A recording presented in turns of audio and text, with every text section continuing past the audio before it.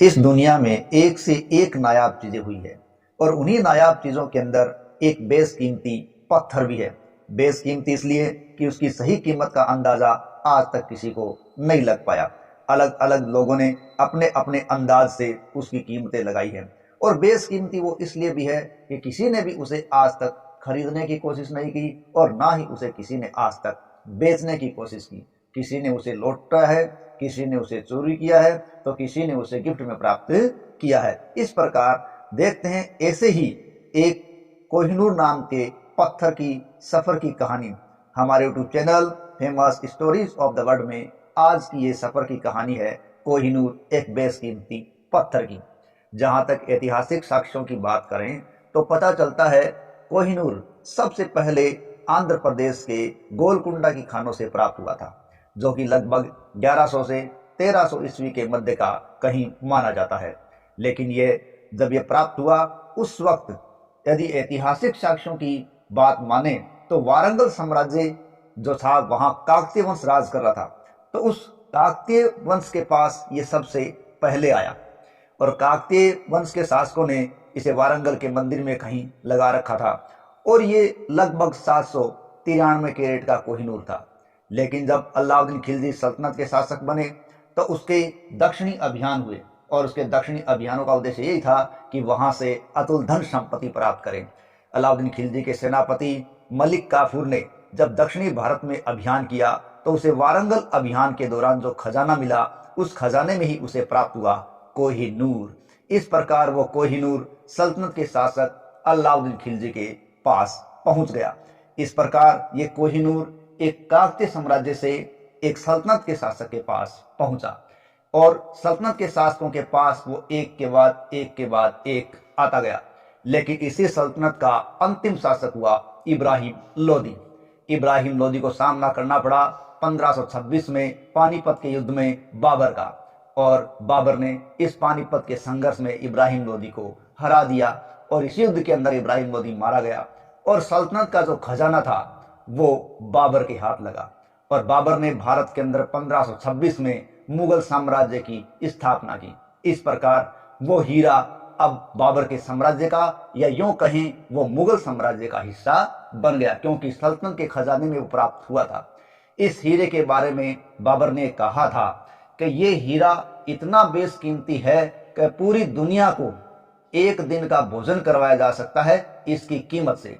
बाबर ने अपनी आत्मकथा जो कि तुजु के बाबरी है उसमें इस हीरे का जिक्र किया है, जो डायमंड ऑफ बाबर भी कहलाया है।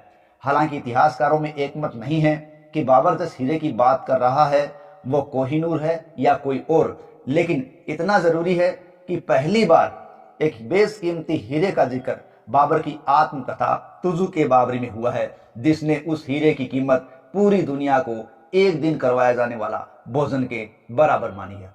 बाबर से होता हुआ ये सल्तनत के शासकों के पास से निकला, मुगलों के पास पहुंचा। मुगलों में बाबर से हुमायूं, हुमायूं से अकबर, जहांगीर, शाहजहां, औरंगजेब को होता हुआ आगे चलता गया।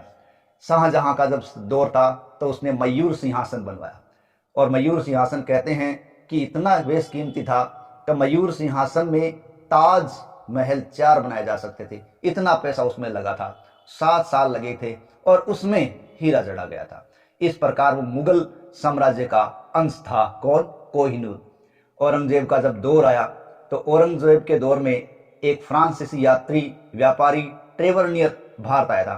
ट्रेवरनियर ने लगभग अपने जीवन काल के अंदर 6 बार भारत की यात्रा की थी और ये एक व्यापारी था। उसने औरंगजेब के पास जो हीरा था, कोहिनूर था, जो उसके मुगल साम्राज्य का एक हिस्सा था, उसका स्केच बनवाया। तो कोहिनूर का पहला स्केच ट्रेवरनियर के द्वारा औरंगजेब के काल में बना और बाद में जब एक वेनिस का हीरे का जवाहरात का व्यापारी जब औरंगजेब के पास पहुंचा तो औरंगजेब ने उसे कटाइया, उसे तैयार करने की जिम्मेदारी सौंपी और वो व्यापारी था होटेंसो जॉर्जियो।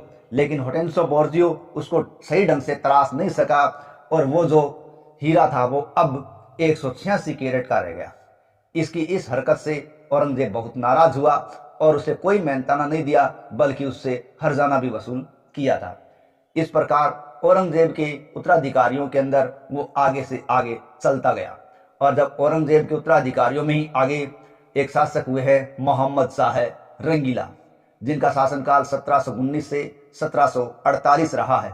इन्होंने इस बेशकीमती हीरे को चोरी होने से बचाने के लिए अपनी पगड़ी में ढांक कर रखा था, यानी पगड़ी के अंदर इसे छुपा के रखा था। ऐसा इतिहास के तथ्यों से पता चलता है। किसने? मोहम्मद शाह रंगीला ने। मोहम्मद शाह रंगीला के समय 1739 में नादिर शाह का आक्रमण हुआ। उसने हजारों लोगों को यहाँ दिल्ली में कत्लेआम कर दिया, मुगलों का खजाना लूट लिया, मयूर सिंहासन भी हथिया लिया।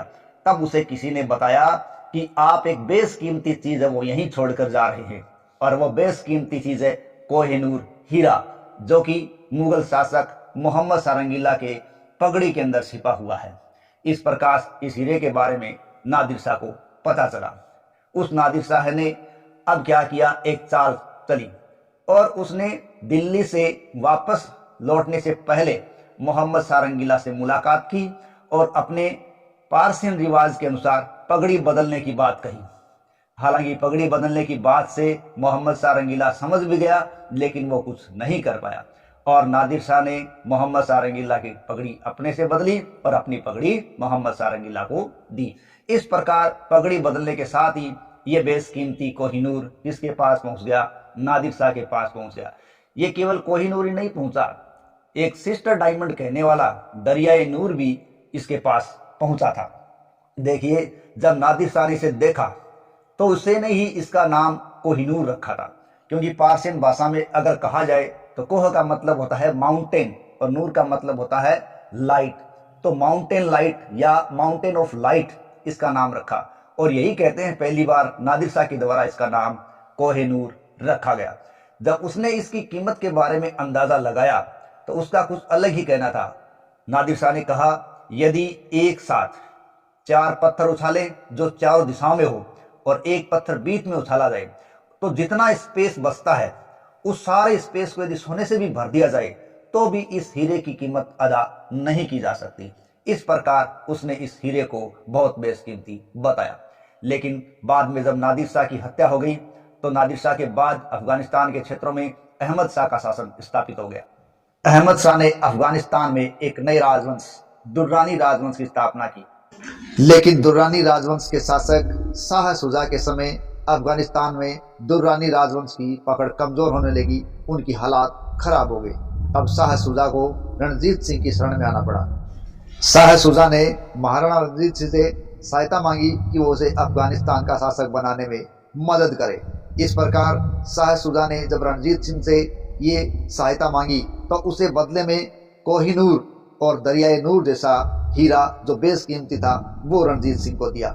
इस प्रकार ये बेशकीमती कोहिनूर जो कि दुर्रानी राजवंश के पास था, अब वो सिख शासक रणजीत सिंह के पास आ गया था। इस प्रकार ये चलता चलाता हुआ कोहिनूर जो कहां से निकला था? काकतीय साम्राज्य से निकला था, सल्तनत का हिस्सा बना था, मुगलों के पास रहा था, और मोहम्मद शाह रंगीला से जिसे नादिर शाह ने लिया था और नादिर शाह से वो प्राप्त हुआ अहमद शाह को, और अहमद शाह से होता हुआ वो अब पुनः भारत के सिख शासक रणजीत सिंह के पास बना और वो अब सिख साम्राज्य की एक प्रॉपर्टी बन गया था। महाराजा रणजीत सिंह ने इस कोहिनूर को अपने आर्मलेट का हिस्सा बना दिया, यानी अपने बाजूबंद में उन्होंने इसको जड़ दिया और इसे आर्मलेट को वो कुछ खास अवसरों पर ही पहना करते थे। और कहा जाता है कि ये हीरा रणजीत सिंह के पास 20 साल तक बना रहा। लेकिन रणजीत सिंह की मृत्यु के पश्चात उसके वंशजों ने 4 साल में 4 शासक दिए। अर्थात कहने की जरूरत नहीं है कि पंजाब के हालात खराब हो चुके थे। और अंत में उसके सबसे छोटे बेटे यानी रणजीत सिंह के सबसे छोटे बेटे दलीप सिंह शासक बने। लेकिन जब वो शासक बने तो कहा जाता है कि उनकी उम्र मात्र 5 साल के आसपास थी, इसलिए उनकी माँ रानी जिंदन है वो उसकी संरक्षिका बन गई। लेकिन अब तक कोहिनूर की खबर ब्रिटेन को लग चुकी थी या यूं के ब्रिटिश साम्राज्य को मिल चुकी थी और पंजाब के हालात खराब थे, इसलिए उन्होंने पंजाब की तरफ अपना ध्यान दिया और पंजाब पर अपना अधिकार जमाने में वो कामयाब हुए और रानी जिंदन को वो जेल में डालने में कामयाब हुए और दिलीप सिंह के साथ लाहौर की संधि के बाद एक और संधि करने में कामयाब हुए। और उन्होंने दिलीप सिंह के पास से वो सिख साम्राज्य की जो प्रॉपर्टी था वो कोहिनूर अब उन्होंने प्राप्त कर लिया। अब ये कोहिनूर ब्रिटिश साम्राज्य के पास आ गया और लॉर्ड डलहौजी ने जब संपूर्ण संपत्ति पंजाब की कब्जे में कर ली तो कोहिनूर को वहां से प्राप्त करके इंग्लैंड भेजा गया। इस प्रकार गुपचुप तरीके से उसको इंग्लैंड भेज दिया गया और विक्टोरिया को वो दिया गया। यानी सबसे पहले यहाँ से गया कोहिनूर ब्रिटेन की रानी विक्टोरिया को दिया गया, जो कि प्रिंस एल्बर्ट की पत्नी थी। प्रिंस एल्बर्ट ने विक्टोरिया के इस कोहिनूर को दोबारा एक नए आकार में तैयार करवाया था, जिससे उसका वेट और भी कम हो गया था। लेकिन ये बेशक छोटा हो गया, लेकिन इसकी चमक में किसी प्रकार की कमी नहीं आई और अब वो कोहिनूर ब्रिटिश क्राउन का एक हिस्सा बन गया। और विक्टोरिया के पास से होते हुए क्वीन एलेक्जेंड्रा, उसके बाद क्वीन मेरी और क्वीन एलिजाबेथ तक कोहिनूर चलता चला गया, ब्रिटिश साम्राज्य का एक महत्वपूर्ण अंग बन गया। आज कोहिनूर टावर ऑफ लंदन के जेवेल्स हाउस के अंदर रखा गया है। इस प्रकार जो कोहिनूर काकतीय वंश से निकला था, काकतीय श्वेतांबर सल्तनत, मुगल, सिख, दुर्रानी आदि राजवंशों से सिख साम्राज्य के पास आया और वहां से ब्रिटिश साम्राज्य का एक हिस्सा बन गया। देखिए, इसको वापस प्राप्त करने के लिए कभी भारत की तरफ से, कभी पाकिस्तान की तरफ से, तो कभी तालिबान की तरफ से भी प्रयास किए गए, लेकिन इस प्रयासों का नतीजा कुछ भी नहीं निकला और अब लगभग लोगों ने प्रयास करने ही बंद कर दिए हैं। सारे हालात यही बयान कर रहे हैं कि अब ये कोहिनूर ब्रिटिश साम्राज्य की ही संपत्ति बनकर रह जाएगा। तो ये था कोहिनूर का काकतीय साम्राज्य से लेकर ब्रिटिश क्राउन तक का हिस्सा बनने का सफर। अगले पार्ट में देखेंगे कि किस प्रकार ये क्राउन है, जिसमें जड़ा हुआ ये हीरा है, वो किसी के लिए अभिशाप या रहस्य है। इसका क्या है कि जिसके पास रहा उसी को उसने बर्बाद कर दिया। तो उसके श्राप की कहानी अगले पार्ट में। जय हिंद, जय